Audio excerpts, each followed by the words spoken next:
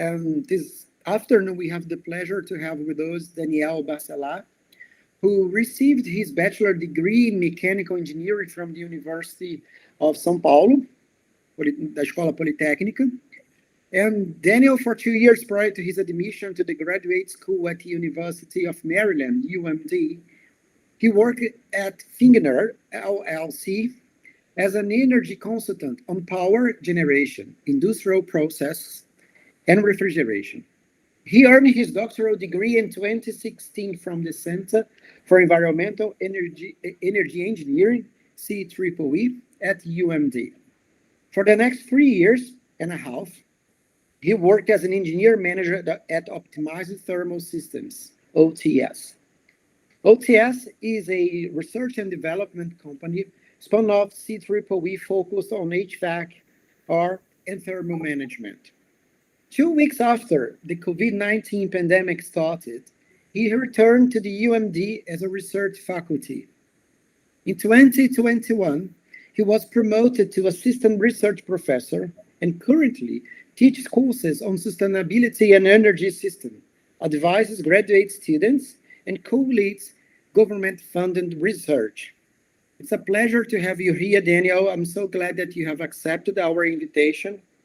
And without any further ado, I pass it over to you. Thank you. Thank you, Professor Savio.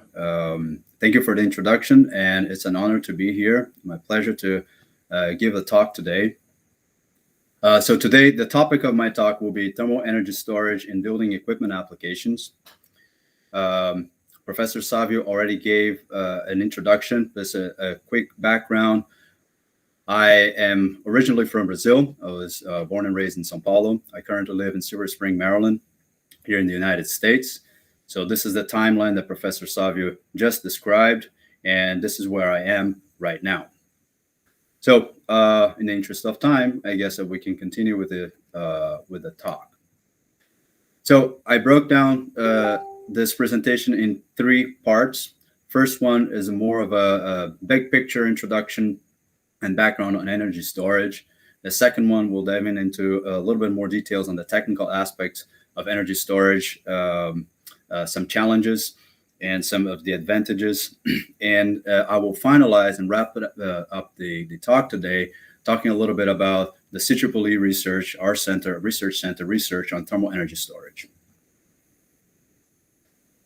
So I'd like to begin very broad.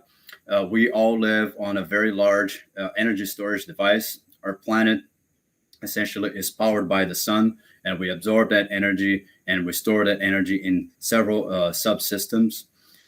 In our atmosphere and biosphere, we essentially use the sun power to run our currents and to run the short and long life cycles of organic matter. That would be biomass and fossil fuels.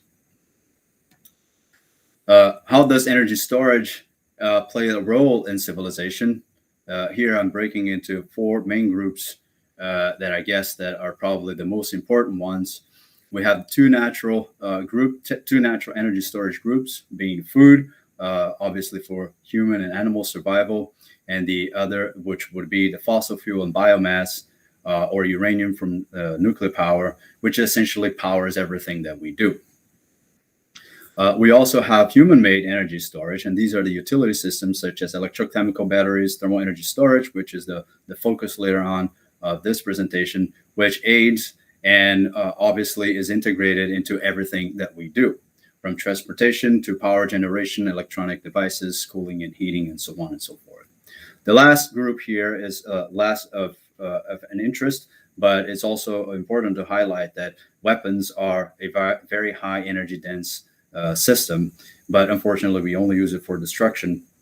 But the focus of the presentation today really is on the technology and the research that we conduct on energy storage. So as I mentioned in the beginning, the focus really is thermal energy storage for buildings. And why buildings? Because buildings are essentially what drives the demand load from the grid. So energy demand, as illustrated here on the upper right corner. So this would be the electrical load of a small town over the course of the day. And as we can see, it's continuous but not steady. But as you know, supply and demand of energy, or at least for the electricity specifically, the network must always be zero, meaning that we always must meet, the supply must meet the demand. And that's one of the great advantages of fossil fuel based power plants, because they do have the ability to quickly adjust to power demand. However, on a road to renewables for a sustainable future, renewables are intermittent. And in order to reliably use them as a main source of energy for our electrical grid or our energy demand, we need here a loose term that I call a fast turn off and onable system. So how do we make renewables reliable and as flexible as fossil fuel based power plants? Energy storage will be one of the answers. So storage components, they will allow for supplying and sinking the shortage or surplus of energy. In which case, when we have low demand but enough capacity to produce more, we can use that time to store the energy. And then when we meet the maximum capacity but the demand goes beyond it, we can use the stored energy to address that demand, as such that the grid load is in a much smaller region here, and it operates much more continuously and flexibly without having to rely on firing up some low efficiency coal-based power plants, so on and so forth. So energy storage can allow for reliable deployable renewables and minimize the impact of the grid, and it can operate much more efficiently, which overall in the grand scheme of things can result in energy savings if the grid is operating more efficiently. But not only efficiency, but resiliency is important as well. When we power our residences here, an example of a fictitious load throughout the day.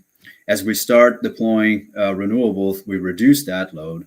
However, when we produce more than we use, and that would be the case, for instance, when everybody is at work, or you're at work and you have solar panels on your roof and you're generating more energy than you're consuming, then you have a two-way meter as such that you can feed the grid with that surplus of energy, which in principle sounds great.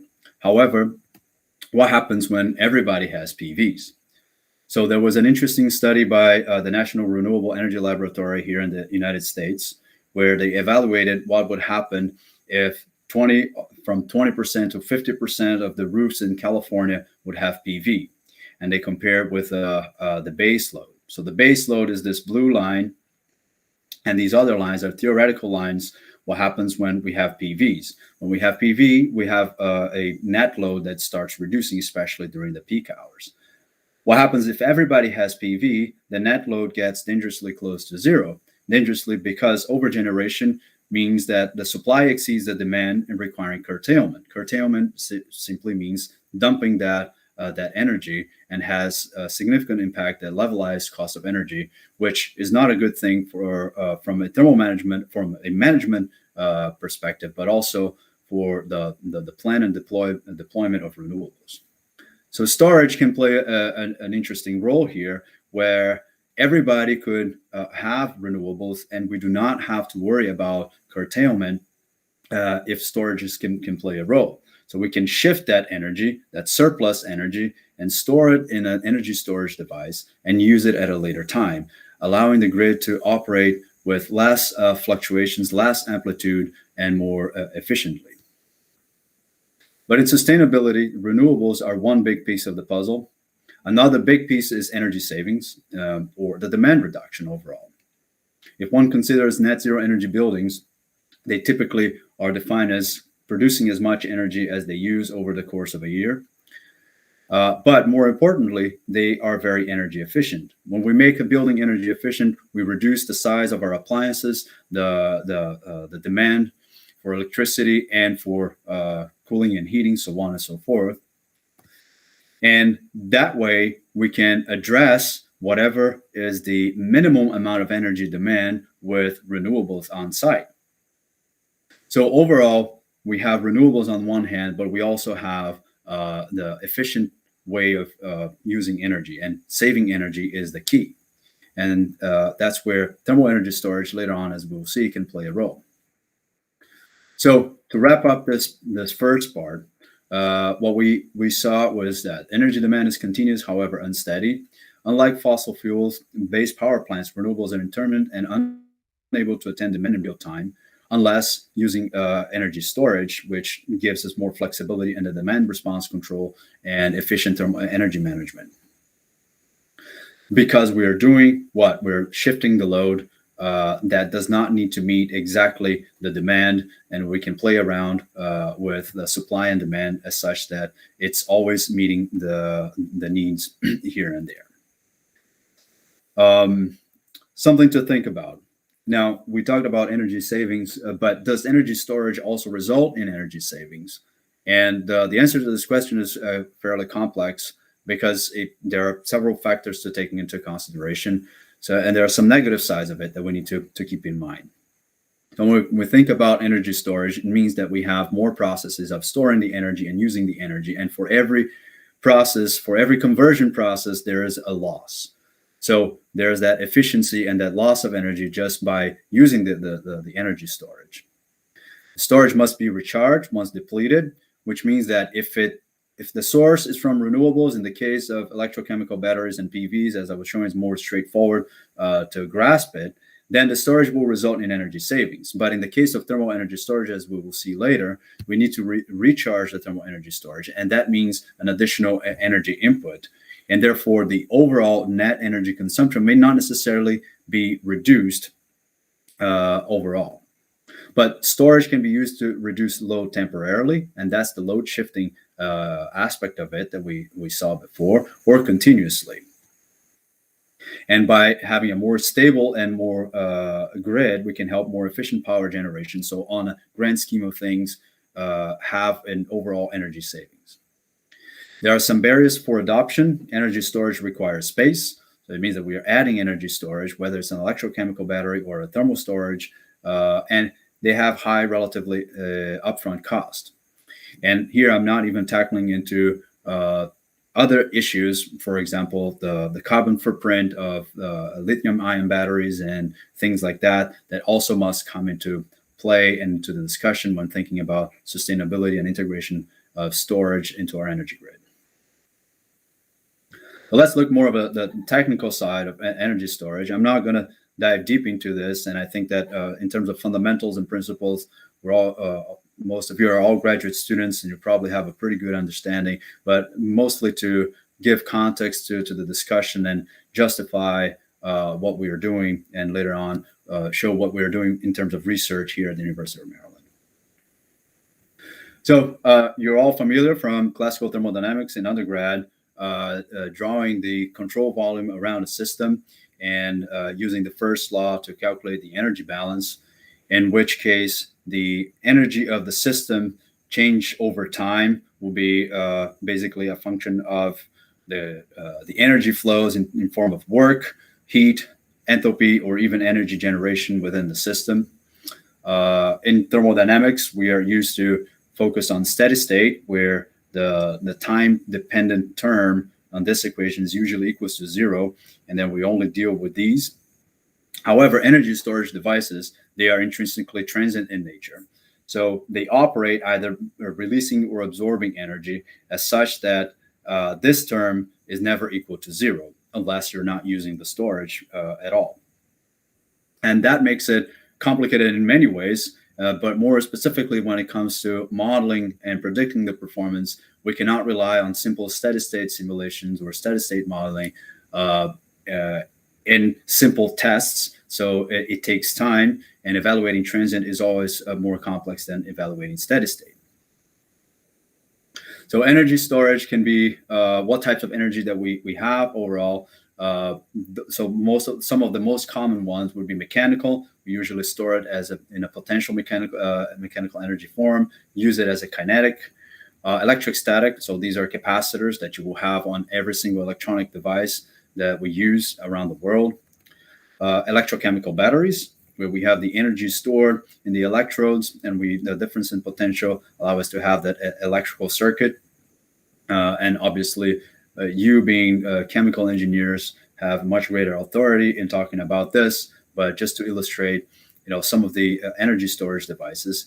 And what I'm calling chemicals, and these are the fuels that we use, and most people see them as more as energy carriers, but at the end of the day, fuels are energy storage systems by themselves, because they carry the chemical energy that we can further convert it into different types of energy. So fossil fuels, hydrogen, and biomass. And let me just move on to the focus of the talk really is thermal energy storage. Thermal energy storage, we can go by two ways. One is storing as a form of sensible heat when we have the variation of the temperature.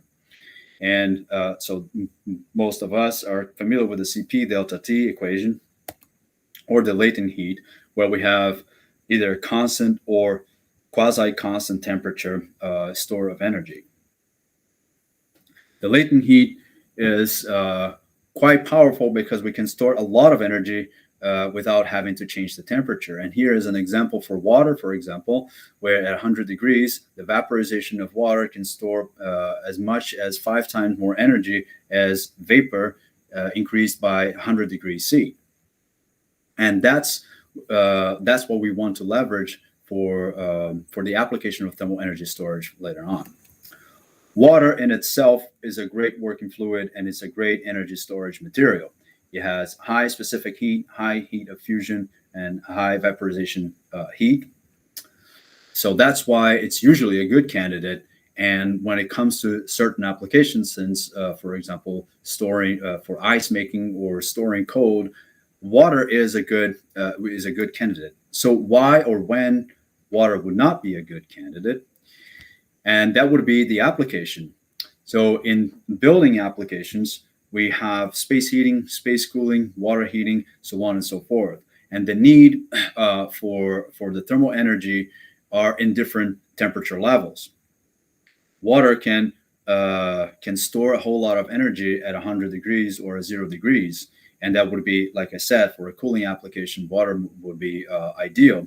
But for intermediate temperatures, somewhere between 0 and 100, other materials can be more interesting, and we can store more energy at those temperatures. So here we have a few examples of some organic materials that they melt at intermediate temperatures between 0 and 100. And even though the heat of fusion is lower than that of the water, at that temperature level, we can store latent heat, whereas water can only store sensible heat. So why thermal energy storage in buildings? And I borrowed this slide from the U.S. Department of Energy webinar on thermal energy storage, because I think it's a good illustration of how, at least in the United States, the end-use electricity consumption is for commercial and residential buildings. So between 40 and 70% of all the loads are thermally based. And the thermal loads are the major drivers of system peaks.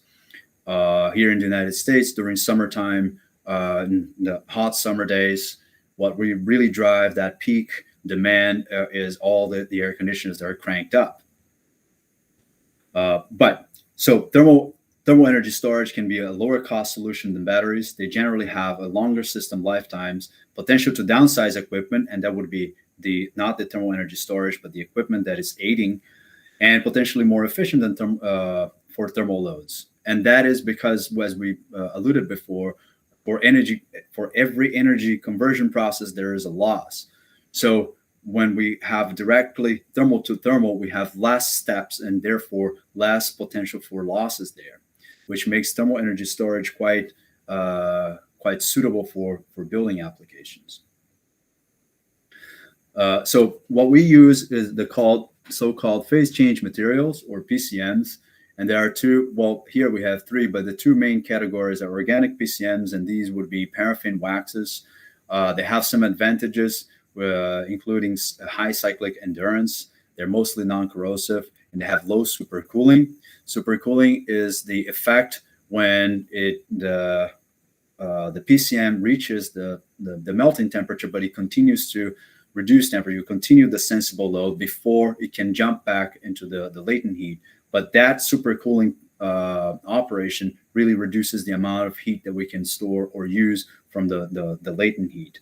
So this is an undesired effect that sometimes is observed in organic PCMs, which can be addressed with inorganic PCMs, such as salt hydrates. Salt hydrates are low cost and have high volumetric energy density. There are some challenges with it, but we are coming up to speed and getting more stable salt hydrates where phase segregation and decomposition and incongruent melting are becoming less of a problem than they used to be in the past.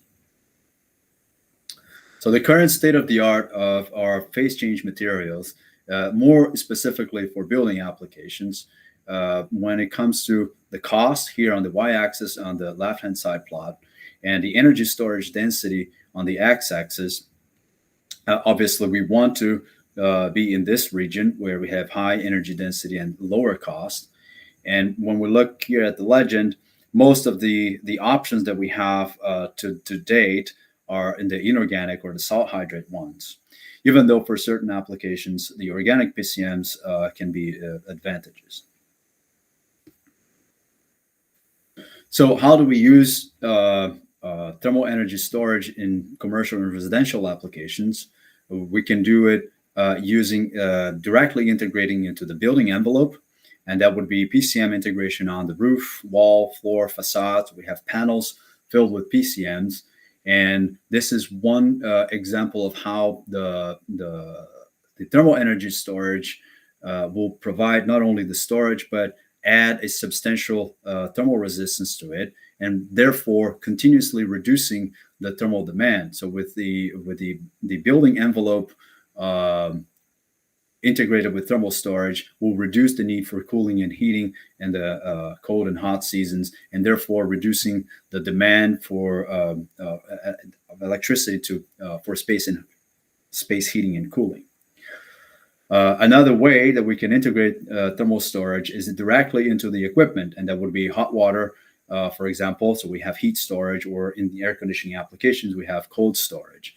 And these would be essentially useful to reduce the equipment size. So if instead of storing hot water, we store heat in the PCM, we can have a much smaller tank.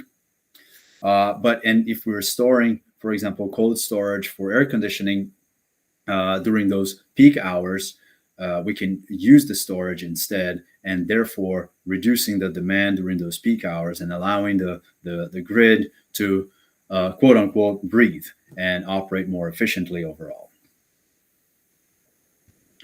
So we alluded to the fact that thermal energy storage or energy storage systems are transient, and the way that we can model the thermal energy storage is simply by here, obviously very simplified, but it's essentially an RC circuit. And here we have an analogous RC electrical circuit. So we usually have in parallel a capacitor, and the thermal circuit is essentially the product of the volume and the specific heat. So this is the thermal mass of the system. And we have the thermal resistance, which is 1 over UA, UA being the thermal conductance of our system. In both cases, we have a potential difference. And in the thermal circuit, we have the temperature difference, which varies over time. So as we are absorbing heat, the thermal energy storage at some point will melt, and after melting will increase the temperature. And analogously, we have the change in the voltage potential in the electric circuit. By applying a conservation equation for the heat flow and the current flow on each one of the circuits, we have the two terms represented by the capacitor and the resistance.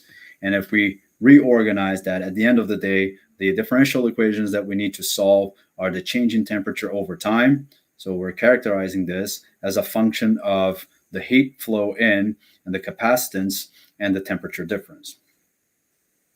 Now, electrical circuits can be more complicated. So these two equations, they are first order transient behavior, which is somehow simpler, but we can add a lot of complexity in electrical systems that we fortunately don't have it on the thermal circuit. However, there are other complexities here that we need to be careful about. In phase change materials, the thermal resistance can be split into two main thermal resistance, and that would be the conduction and the free convection. What happens is that especially when the phase change material is melting, there's a buoyancy effect because the density of the liquid is lower than the density of the solid. So there's a tendency of the liquid to flow around within the storage itself, and therefore resulting in natural convection.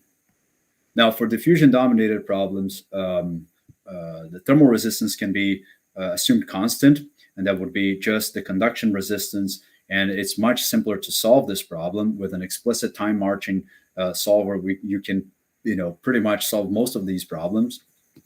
However, when free convection is more when it's not diffusion dominated and free convection plays an important role, then we have a complex time-dependent term here in this equation, which makes it highly nonlinear. And we cannot explicitly just solve this equation, and we have to rely on higher order modeling physics, such as CFD, for example. So I'd like to show here an example of how we use CFD to evaluate the melting of a PCM on a typical geometry you will find in the literature, which is a simple tube with annular fins. We have a heat transfer fluid flowing inside, and the PCM around the tube inside this container. So as the heat transfer fluid flows, it will melt the PCM. The CFD simulations are reduced to a two-dimensional axisymmetric computational domain. And here is an animation that I will play for you shortly, where we see the PCM going from solid, the blue color, all the way to liquid in the red color. And as you will see, as it melts, the melting process starts. Because we have the gravity effect here, you will see the buoyancy playing a role here, where the liquid PCM will detach from the fin and will start circulating here in the core of the PCM itself. So while such geometry, even though the fins, they actually reduce considerably the effect of free convection, and for certain applications, we can assume the free convection to be negligible and is still mainly diffusion dominated, we still can see some free convection happening here. But why is that a problem? From a standpoint of evaluating and designing such thermal energy storages that are high efficient, smaller, and lower cost, we need to rely on cost-effective tools. So here, to give you some perspective, the simulation was about 10 minutes. It took about 10 minutes to melt the entire PCM, 600 seconds. But running the CFD simulations to reproduce that effect, it took about 34 hours. A partial domain can reproduce the same results in 20 hours. And even though we have some speed gain here, the ratio between the runtime and the flow time is considerably above 1. So when thinking about design optimization of heat exchangers or thermal energy storage, relying on CFD simulations is not effective. And this is partly what we address at the University of Maryland, one of our projects that I will show here in the next step. So that concludes the second part. And I know that I kind of tackled a little bit on everything. It was pretty brief, but I wanted to give a summary of what thermal energy storage is, how it is applied, and some of the challenges that we face, and what we can look forward to in terms of research of thermal energy storage. So I'm happy to say that in the past 5 or 6 years, we got 3 government-funded projects most focused on thermal energy storage. Particularly, we have other projects in different areas, but the ones that I'm going to talk to you about today are obviously focused on thermal energy storage. The first one, in which I was not I didn't participate directly, is a robotic personal conditioning device, the roving comforter, or ROCO for short. So this is an air conditioning system that provides thermal comfort on a local level, so that instead of using the central air conditioning or split systems, window units, we can have some independent local air conditioners or the ROCOs in certain locations that basically improve the thermal comfort on a zone level and reducing the overall load of the building. But for air conditioners, as you know, we always need to reject heat to the ambient. But rejecting heat to the ambient, we cannot do it with a standalone device. So we use PCM embedded heat exchangers to replace that outdoor unit, and we can reject heat into the PCM that will melt over time, but it allows the cycle to operate and provide cooling with independent from the outdoor conditions. Obviously, over time, it needs to be recharged, but at the point that we are right now, this device can run from 8 to 10 hours straight on a single charge. But here are some new photos. I think that these are more recent pictures of it. And one interesting thing about this research is that it started from a government-funded project. Now today is a startup, so the development of this product and this technology still continues to move along. And here are some related publications if you want to take a deeper look into the technical aspects of it. The other project that we have is one that we started last year. It's called a novel framework for performance evaluation of design optimization of PCM embedded heat exchangers. So this is the one that we're tackling the issue of the computational affordability that we discussed in the last slide in the previous section. So we have a very powerful framework that we use at the University of Maryland. We've been using for design optimization of heat exchangers for several years now, and we're applying this framework to thermal energy storage devices.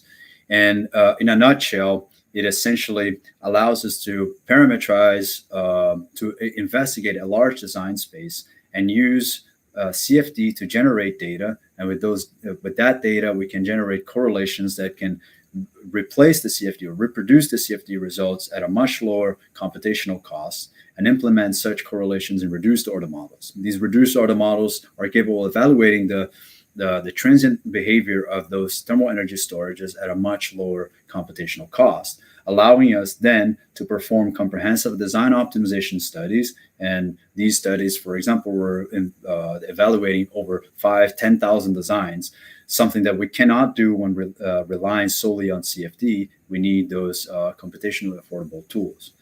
And with those tools, we're also creating a web-based tool that can be integrated with building energy simulation platforms such as Energy Plus, so on and so forth.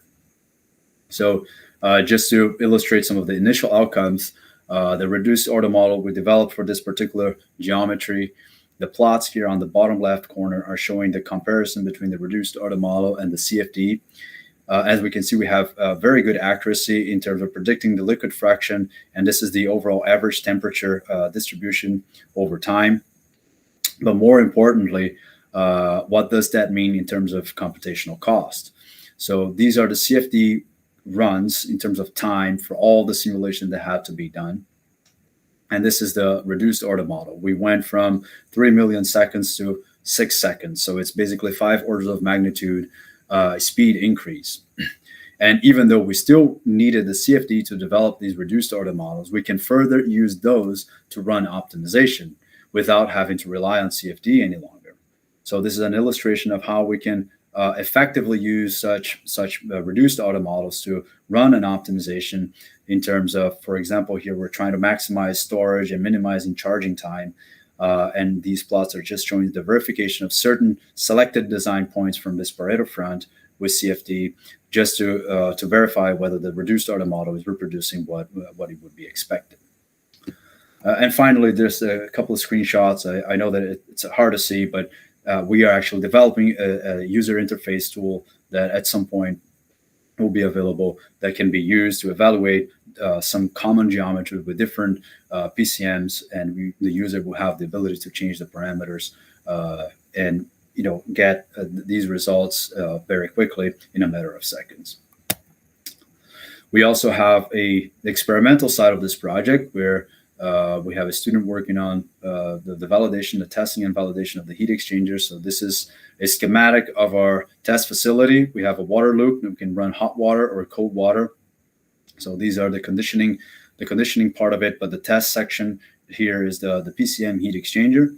So we have a heat transfer fluid, and then we attach a bunch of thermocouples and cameras.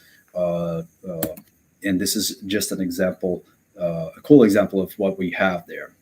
So these were original shakedown tests. So this is a simple geometry. It's a simple copper tube surrounded by PCM.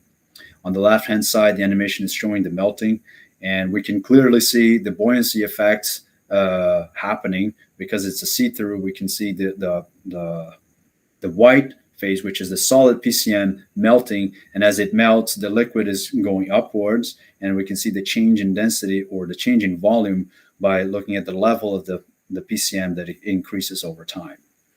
In freezing, the process is a lot more uniform, and in which case the natural convection plays a much lesser role, is much less impactful than it is in melting. I'm not going to go into the details, but these are different thermocouples measured in the locations 1 through 6, 1 through 5 here on this slide, and showing the melting part all the way to 5 hours, and then the solidification part in the second part of the experiment. Again, here a list of some of related publications. If you're interested, these publications are fairly recent, all published into 2021. And finally, this is a project that has been recently awarded. We started in October 2021, and is a development of a dual-purpose thermal battery for a flexible and energy-efficient heat pump system. So the concept here is to have a single thermal battery that uses a room temperature thermal storage, and room temperature here meaning somewhere between indoor and outdoor temperature, as such that the thermal battery serves as the heat reservoir that absorbs heat when operating as a condenser in cooling mode, or rejects heat when it's operating as an evaporator in heating mode. But because we have a same temperature, it can serve as both condenser and evaporator, meaning that we use a single energy storage device to run both cooling and heating without having the need for a direct cooling or direct cold storage or direct heat storage.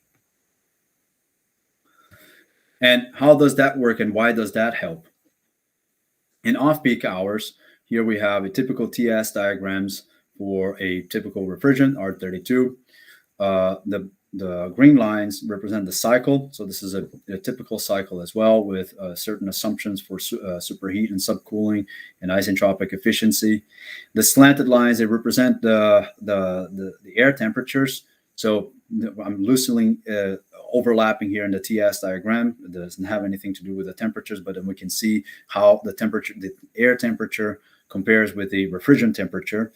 And what we know is that the refrigerant in the condenser needs to be at above temperature than the air, as such that we can reject the heat, and vice versa in the evaporator.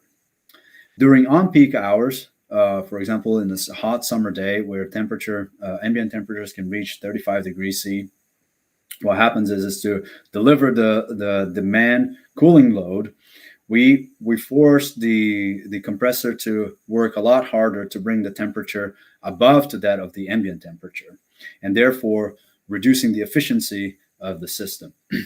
When we use the thermal battery that operates at a much lower temperature, then the air conditioner can operate at a much lower temperature lift, because then the condensing temperature doesn't have to be as high, and we're independent from the outdoor conditions. And operating at a much lower temperature lift, we have a significant increase in the COP.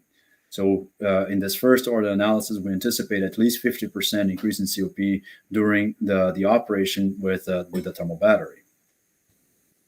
Analogously, we have that for heating as well. So, but instead of reducing the temperature of the condenser, we are actually increasing the temperature of the evaporator, which typically in a heat pump, we use the ambient air, cold ambient air, to provide heat to the refrigerant to evaporate. But at very low temperatures, there are all sorts of problems. Not only we have lower COP, but we have frosting issues and so on and so forth. When operating with the battery, we allow the refrigerant to operate at a much higher temperature and therefore reducing the temperature lift and improving the COP by a factor of 2. Of course, these are first order analysis, and the project had just begun, and we are investigating, and we're going to start the design of this integrated system. So this is from an energy management perspective, looking at 2 temperature profiles in the winter. So here in College Park, Maryland, would be in February, and 1 day here in the summer. I chose these specific days because they are my kids' birthdays. But what we see is that when operating here as a heat pump, the heat pump would have to absorb heat from very low temperatures. And when operating with the battery, we see the lift here. And in the summer, the air conditioner, we also can see the reduction of the reservoir temperature. And again, is a single thermal storage device. In the interest of time, I'm not going to go into the details of everything, but what I want to highlight here is the middle plot, where we're seeing the base load over the course of the day, and the red one is the shifted load, and when we're using the thermal battery. So here, during the peak hours, using the thermal battery, we reduce considerably the load from the grid.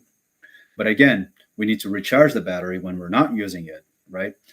Which means that there is an increase in energy consumption overall during these off-peak hours. And this is why it's complicated to make an assertion that there will be necessarily energy savings. However, by having a much more stable and lower amplitude operating, we are helping the grid to function more efficiently, and indirectly we can tackle an overall energy savings by more efficient thermal management or energy management overall. So to conclude my talk, what we discussed was energy storage is paramount to full adoption and integration of renewable energy. On itself, it does not necessarily lead to energy savings. However, it can indirectly tackle energy savings on a bigger picture. The thermal energy storage is well suited for building applications since most loads are thermal, so there are less conversion losses. And the building load reduction and shifting are a key for a sustainable future, as we saw during the presentation. And the thermal energy storage can play a vital role, either integrating that directly into the building itself or the building equipment, either way. Thermal energy storage or energy storage in general is still expensive, and it can increase the size of the building equipment. And this is not a conflict with what I said before about reducing the building equipment. The building equipment itself may be reduced, but by adding the thermal storage or the storage itself, we are requiring more space to have that storage in place. So the cost and the size and the overall size of the integrated system are still some barriers for adoption.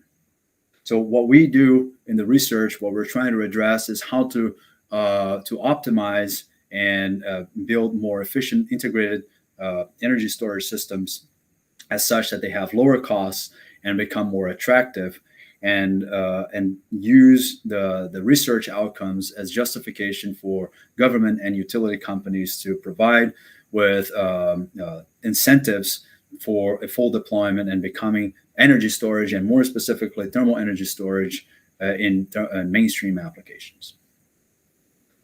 So with that, I'd like to thank you all for your attention and your interest, and I think that we have some time for questions.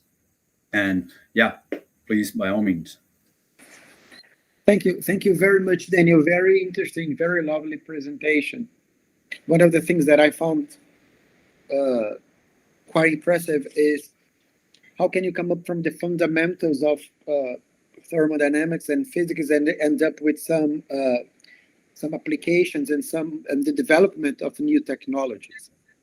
We have a few questions here, and I have one that normally is the last one, but I'm so curious that I will probably skip the queue, and because I was so curious, the Roku device.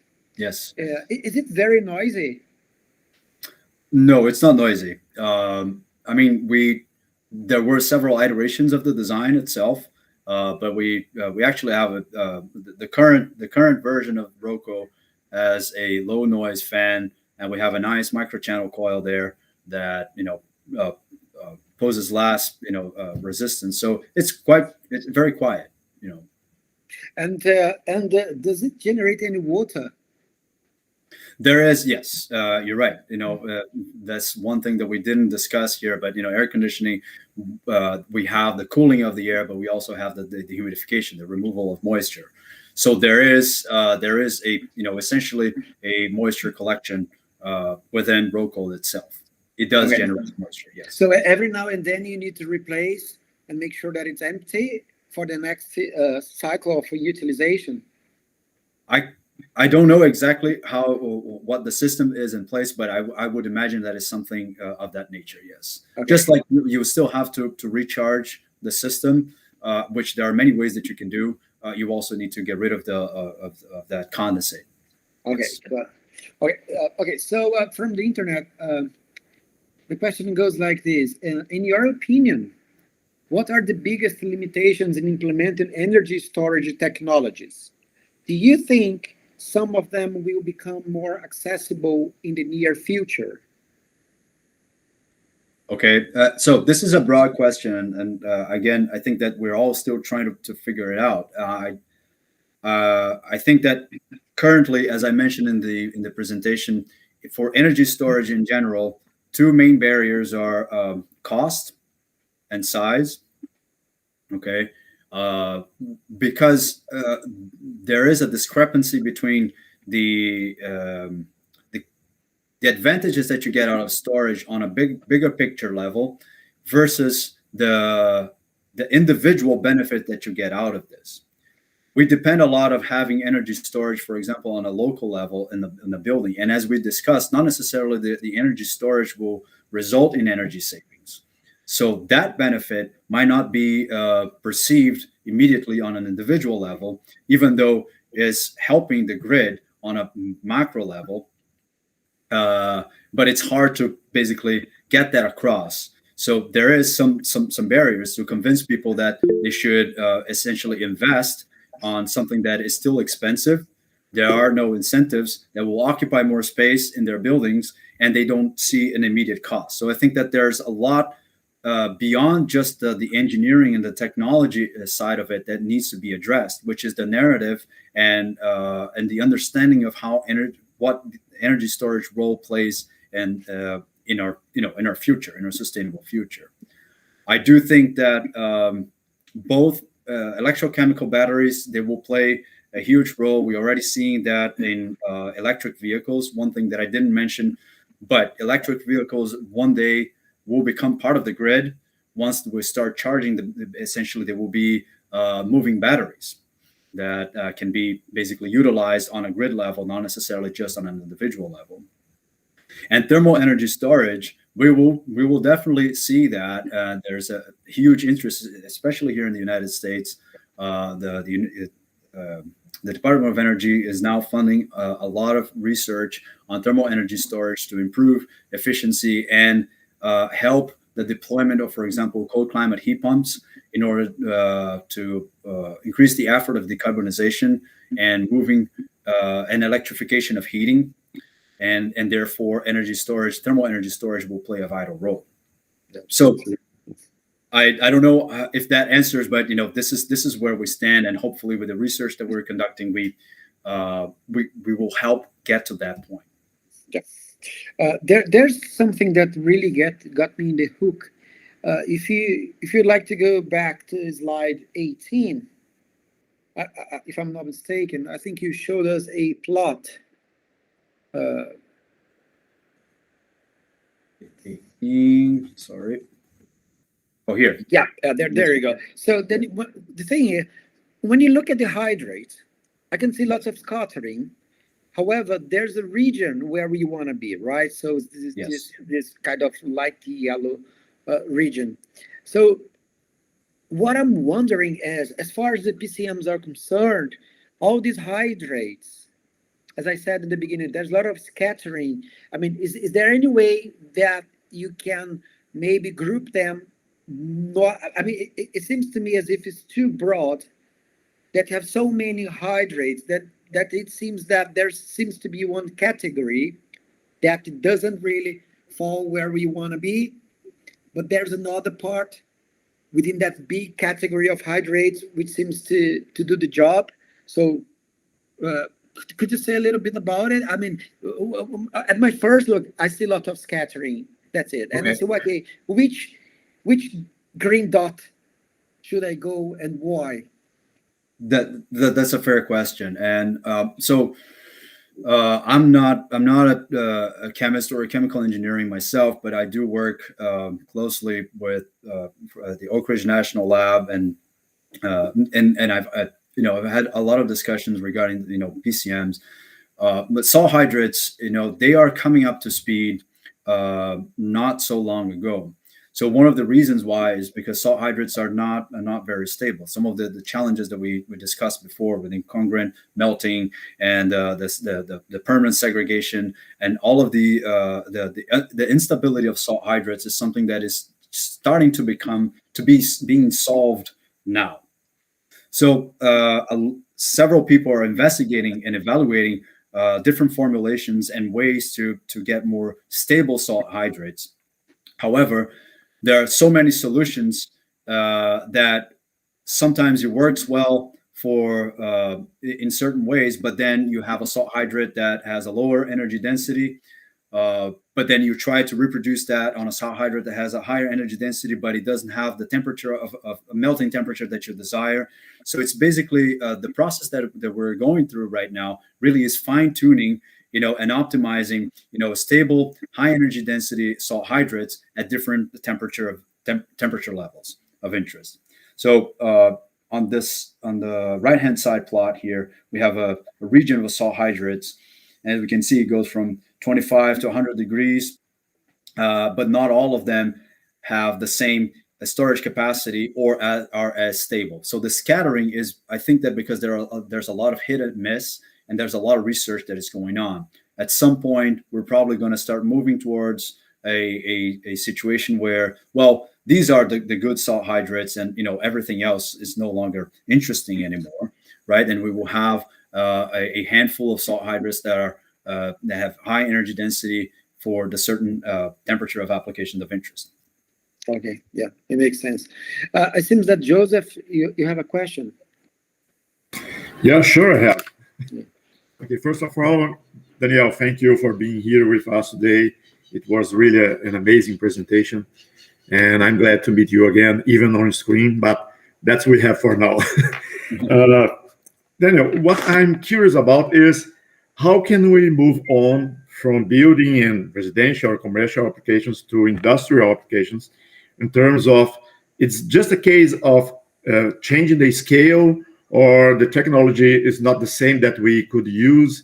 Can you tell something more about this moving from building and residential to industrial applications? Yes, absolutely. So the way I see it, I don't see it as you know commercial residential building application necessarily as a stepping stone. It's a parallel effort, and I think that there is specific research that is focusing on industrial applications, whereas I know in CEEE we're more focused on residential and commercial buildings, and that's why our focus really more on certain temperature ranges and PCMs. But what you see here on this side, we have PCMs and TCMs. So these are the thermochemical materials, and so these are the ones where that would be focused more on industrial applications. For example, high temperature storage, right? So DOE is not just interested in the building side. In this case, this is the benefit is the building technologies office, and therefore we're focusing our research on it. But there is a whole realm of research looking at thermal storage in industrial applications, and then we were going to start looking at different types of materials, right? Paraffins might not be of interest. We want to start thinking about things that are at a higher temperature, and as you can see, TCMs have a much greater storage capacity. So To summarize, I don't. It's not that there is a path forward between moving from residential and commercial to industrial. I think that they are moving on in parallel, but they operate in very distinct conditions. That's the difference.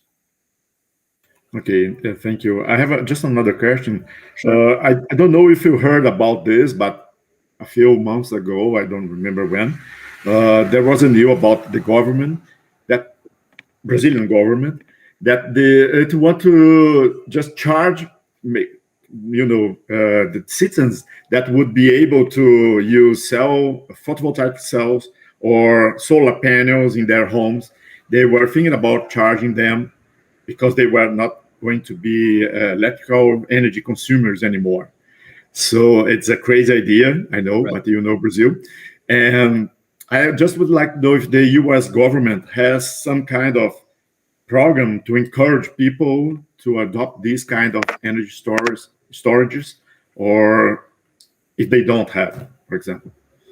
Well, absolutely. Well, to begin with this, the photovoltaics here in the U.S., we have several federal level and state level incentives for solar panels. So you actually are we're not penalized for having them, but we actually get rebates. So once you have solar panels, you're basically relieving the grid. The grid is significantly overloaded, right? And with the increasing number of loads, both electrical and thermal loads, with the climate change, the need for air conditioning and heating is changing, is increasing, the population is increasing. So alleviating the grid is actually an overall goal that both the government scale, the utility scale is interested in.